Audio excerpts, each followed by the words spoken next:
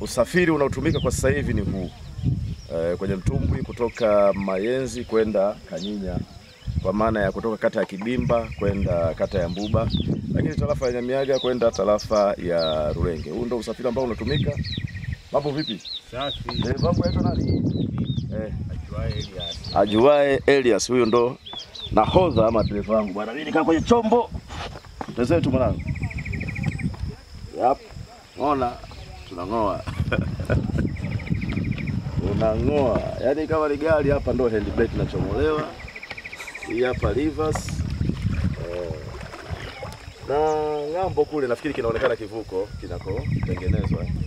Kivuko kipo pale na gari kama tukoseni gari la serikali.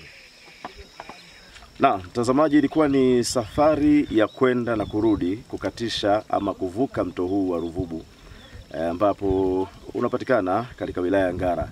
Ni mto ambao unatenganisha tarafa za Nyamiaga na Kanazi, lakini pia Rulenge na Mulusagamba. Hapa ni katika eneo la kijiji cha Mayenzi, kata ya Kibimba, wilaya ya Ngara. Mimi ni Juventus Juvenari, nyuma ya kamera yupo Ayubu Amos, ambapo tumefanya safari ya kwenda na kurudi kama ambavyo tumesema. Ni eneo ambalo linakwenda kujengwa. Tayari ujenzi umekamilika kama unavyoona picha za kivuko ngambo kule. Lile eneo la pili kunaitwa Kanyinya, ni kijiji cha Kanyinya, kata ya Mbuba. Na upande hapa tulipo ni Mayenzi, kijiji cha Mayenzi, kata ya Kibimba. Hapa kinakwenda kushushwa kwenye maji muda sio mrefu baada ya maandalizi yaliyofanywa na uwekezaji wa serikali ya Jamhuri ya Muungano wa Tanzania. Wananchi wanasema hizi ni jitihada ambazo zinatakiwa kuungwa mkono, lakini pia kupewa support ama nguvu kutokana na kile ambacho kinakwenda kuwanufaisha. Tumevuka kwenda na kurudi. Ndugu yangu, brother, nikumbushe jina lako. Ajuae Elias.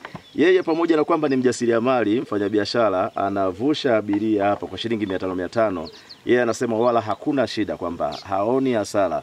Japo kivuko kitakapowekwa kwamba atakosa abiria, yeye kwake sio changamoto. Anasema kivuko kiwepo, si ndio? Sawa.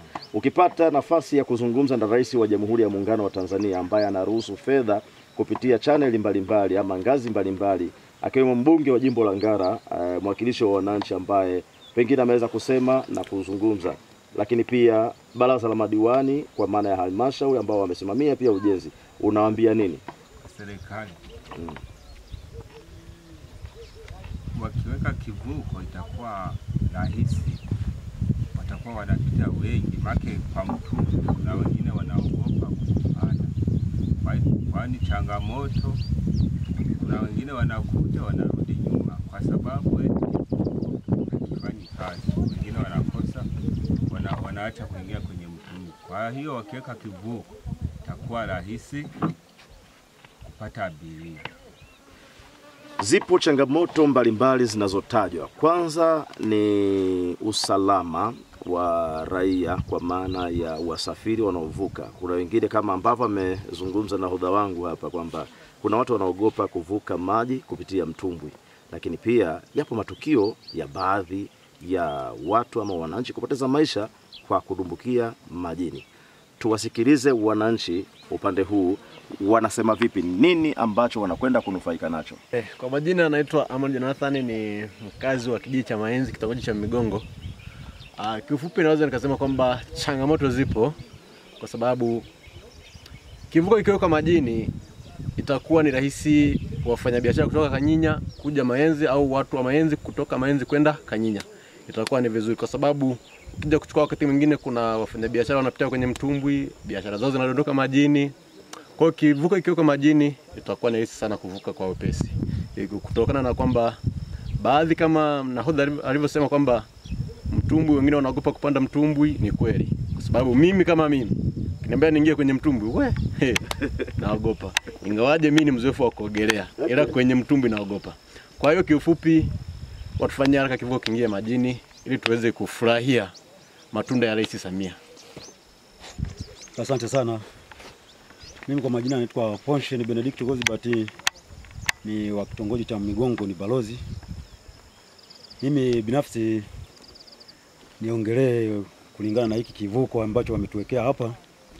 Nadhani hiki kivuko kikisha ingizwa kwenye maji, watu tutanufaika sana. Tutapata mawasiliano kutoka Kanyinya, Mahenze hadi mjini kote. Kuingia Rulenge itakuwa ni vyepesi sana, tutakuwa tunaenda bidhaa zetu tutakuwa tunaziuza vizuri. Hivyo niseme kwa kweli kivuko kishaingia hapa, wakishakiweka tu lazima wananchi tutanufaika sana sana sana. Sasa kama wajasiriamali wa kijiji cha Mahenze tunanufaika sana. Watu wa Kanyinya tutakuwa karibu nao kwa ajili ya mawasiliano na bidhaa zetu zitaenda vizuri. Kwa hiyo tutashukuru sana. Kweli serikali yetu hii imetujali vizuri sana. Mimi nashukuru sana. Sinavyoenda kutufanyia sasa kama sisi wana kilimo. Sababu